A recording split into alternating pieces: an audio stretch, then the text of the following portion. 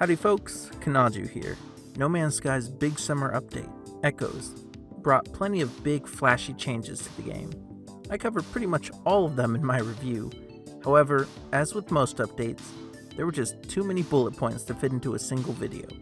So now that we've had a few weeks with the update, and we're all familiar with the main additions, it's time to look at some of the more obscure changes. From game-changing improvements to minor details, these are 10 overlooked changes in No Man's Sky Echoes. Wait, time out. Before we continue, I just want to say that this is actually my second recording of the day. I recorded this video this morning, taught a 3-hour class, and then went running, only to return home and find out that my previous recording of this video was totally bugged. It's completely unusable. So here I am at 10 p.m. doing a second recording of it, which hopefully goes well, but I think my voice is kind of cracking at this point, so I apologize if at certain points my voice sounds really bad, but it's the best I can do right now. Alright, let's continue. Now, I realize Echoes released like a month ago, so this video is a bit late. Thank you for your patience as I put out 2 banger non-No Man's Sky videos this month. However, we now return to our regularly scheduled broadcasting. Number 10, Multi-tool Decommissioning. Alright, we're starting off with a feature that would normally be something of a headline, except it got absolutely buried in a sea of colorful patch notes. Even within the game, the kiosk is just sort of shoved in a corner. The fact that I forgot to mention it in my detailed 30-minute review of Echoes, available now, is further proof that it's been overshadowed by flashier features. The new Multi-tool Decommissioning station allows you to scrap unneeded multi-tools for money and upgrades. It functions pretty much identically to the Starship Decommissioning station, and it opens up a new multi-tool salvage gameplay loop for those interested. Not to mention, it's great for folks who actually regret their multi-tool purchases and just want them gone. However, considering you always have the option to exchange your old multi-tool when obtaining a new one, and you do get a discount if it's a purchase, I don't find it particularly useful to scrap old multi-tools, especially when there are more multi-tool types than slots. However, you know me, I'm always a fan of giving players more choices and options, so I'm glad to see it. Number 9, Buried Treasure. Whereas the Multi-tool Decommissioning station was a useful new feature overshadowed by flashier content, this next change is mainly just a big deal to me, personally. Ever since ruins with buried treasure were added in 2018's next update, I've been slightly bothered by something. It's one small detail that doesn't even affect gameplay, but sort of broke immersion for me. You see, you'd gather 3 keys, find the chest, and unlock it, right? However, the UI for unlocking the chest was just a repurposed version of the UI for repairing an item.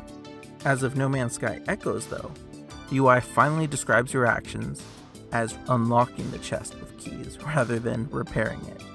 It's the stupidest little change that took them 5 years to make, but I'm so glad they finally did. It adds an extra layer of polish and, dare I say, even enjoyment to an activity that has seen little love in the past few years. Number 8, Vy'keen can now finally wear capes. Yes, you heard that right. If you always play as a Traveler, an Anomaly, or a Gek, you may not have been aware that up until this August, Vy'keen players were unable to equip a cape on their character. Finally though, their prayers have been answered. On top of that, all Switch players can now equip capes too. Better late than never, I say. As an added bonus, if you completed previous expeditions on Switch that would have awarded a cape as a reward but couldn't at the time, well, those capes have now been retroactively added to your account. So, enjoy! Number 7, the Singularity expedition is basically in the main game now. This one is actually kind of a big deal.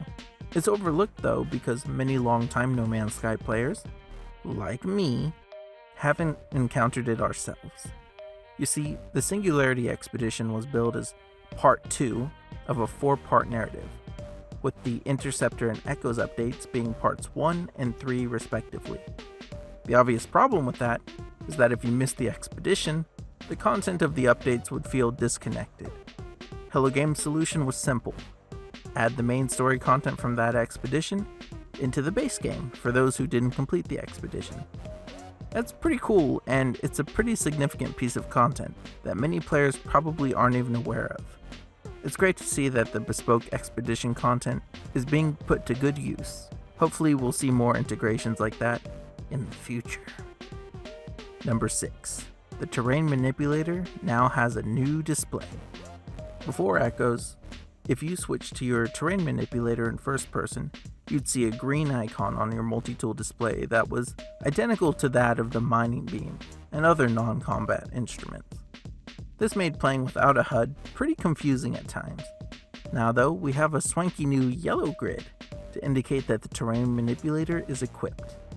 It's a cool detail that I'm glad they took the time to add, especially since we've had the Terrain Manipulator since Atlas Rises in 2017. Long time coming on this one. Bonus note, the new Atlantid multi-tools also use the new Terrain Manipulator indicator, in addition to their own unique set of displays. Number 5. All freighters are now destructible. A very cool side effect of the new Pirate Dreadnought capital ship battles is that now all freighters, except our player freighters of course, are totally destructible. Attacking a civilian freighter now prompts the same boss battle UI overlay that we see during Dreadnought battles. You can disable the civilian freighter's shields simply by dealing damage to them like a starship shield, which makes them vulnerable from afar. Destroying cargo pods deals extra damage to the hull. While it's essentially the same battle as before, the shields and destructibility of freighters makes the whole encounter a lot more satisfying. You can take out the cargo pods and flee with your loot, or you can go the extra mile and eliminate all witnesses. You can attack from afar, whittling down shields and keeping your distance, or you can swoop in under the shields to target the cargo pods and hull ahead of schedule. Combined with the new pirate faction milestones which reward attacking freighters, being a pirate has never been more fun. Number 4. NPCs now exhibit a greater variation in body shape and height. Well, that's what the patch notes say. Greater variation in body shape and height. Now, I've definitely seen plenty of variation in height, but the body shape is tougher to see. I was hoping that we'd see some obvious, like short, pudgy Vy'keen or some tall, slender Gek. But so far, I've just seen bigger and smaller NPCs. Still, I think this is a cool change. Anything that adds variation to this game is a welcome addition. And it is cool to walk up to a group of aliens and notice one is particularly tall or short. It adds one more layer of interest that I hope they build upon further. Maybe we'll start to see NPCs with capes or new armor soon. One can dream. Number 3. You can now find void motes in Harmonic camp wheelbarrows. For those who haven't unlocked the new content yet, void motes are a new form of currency. Usually, the only way to earn them is to complete tasks for various autophage. However, you can also find it randomly in Harmonic camps, in the wheelbarrows. Just another reason to make sure you check all of those. Number 2. Glyphs have been added to the Wonders catalog. That's right, folks, finally. Viewing a planetary wonder in your Wonders catalog now shows you the portal glyphs needed to access it. No more searching through your screenshots for portal glyphs or building an obligatory base just to visit your favorite planets. Combined with the new Wonder Projector, the Wonders catalog is becoming more and more robust with each update. Explorers rejoice. Okie doke, before I get to number 1, if you've been enjoying the video this far, it would be a great time to like the video. Now, I wouldn't ask if it didn't make a difference. You've watched other YouTube videos, I assume, so you know the deal. And I appreciate every like I get, so while you're doing that, I'd like to make an honorable mention. Foveated rendering on PSVR 2. I've heard from those who have tried it that it's a real game changer when it comes to picture quality. That's great to hear. Alright, let's finish this list. Number 1. Sentinel Dreadnoughts are way cooler now. As of patch 4.44, Sentinel dreadnoughts are now equipped with shield generators, similar to those found on pirate dreadnoughts. That means you can't just hang back and destroy it from afar like you could previously. You have to go in for the kill. Since the defensive turrets can fire out of the shields, you'll be taking damage before you can even fight back. Once you're within the shields though, the turrets and shield generators go down without much of a fight. The dreadnought's still a bullet sponge though. With the new freighter battle UI at the top, the Sentinel dreadnought feels more like a proper boss battle than ever before. Since it wasn't a part of the original update patch notes, it's easy to miss. For someone like me though, who never attacks civilian freighters but still craves larger scale space battles, this is a great step in the right direction. Seriously, space combat has been getting better and better, and I can't wait to see what they add next. But for now, that's my list of 10 overlooked changes in No Man's Sky Echoes.